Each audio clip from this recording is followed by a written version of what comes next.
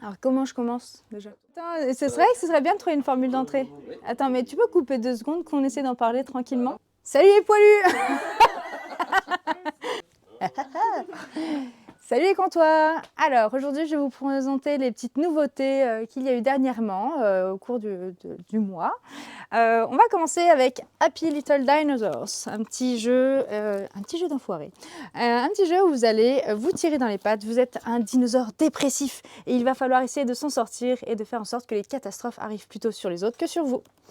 Vous allez avoir Orichalk. Orichalk, vous allez être dans un jeu plutôt pour initiés, où vous allez développer votre île, essayer de sauver les Atlantes, en récupérant les territoires qui vous arrangent, en les agençant sur l'île, en battant des gros monstres et en ayant la faveur des titans avec vous pour pouvoir forger vos 5 Orichalk et remporter la partie.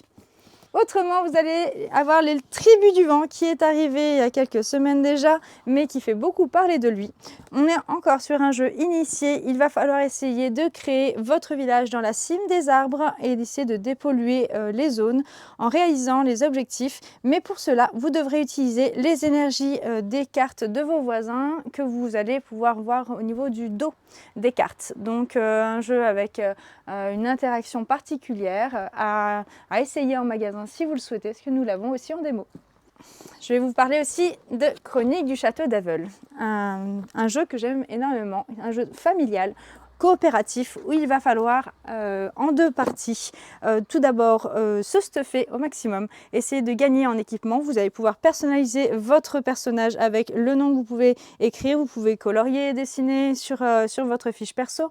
Vous allez trouver de l'équipement que vous pouvez améliorer, essayer de renforcer le château pour que quand la lune noire se lève et que le gros monstre arrive, vous puissiez défendre le château d'Aveuil.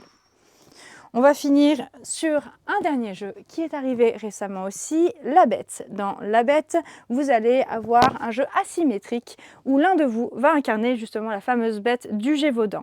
Il va falloir essayer de débusquer son identité et ne pas se faire zigouiller par la bête, justement.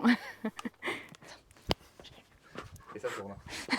Je me doute que tu vas mettre ça en bêtisier ou je sais pas quoi. Un coup de cœur enfant maintenant avec le jeu à tâtons qui est un jeu 4 ans et plus, le premier jeu de course à toucher où en fait ce sont des matières que vous allez avoir sur des petits ronds. Et votre course, en fait, ce sera que des textures à essayer de toucher pour arriver à avancer. Vous le faites soit en compétitif les uns contre les autres, soit en coopératif où vous jouez un lutin. Il ne faut pas qu'il se fasse rattraper par l'ogre. Un coup de cœur dans les nouveautés, pour moi, c'est le petit jeu Elton Palace. Dans ce jeu uniquement 2 joueurs, vous allez chacun avoir un hôtel dans les enfers à tenir. Et pour pouvoir gagner, en fait, c'est de ne pas perdre en premier. Voilà, c'est la seule manière de remporter la partie, c'est que votre adversaire perde avant vous. Pour cela, vous allez essayer d'avoir comme client dans votre hôtel juste les moins pires des clients, à les poser aux endroits où ils feront le moins de dégâts et essayer de faire en sorte de forcer votre adversaire à prendre lui par contre les clients les pires pour lui. Voilà, donc ce petit jeu horriblement terrifiant et très sympathique à jouer et vraiment très stratégique, on peut se cramer quelques neurones. Salut, salut! À bientôt!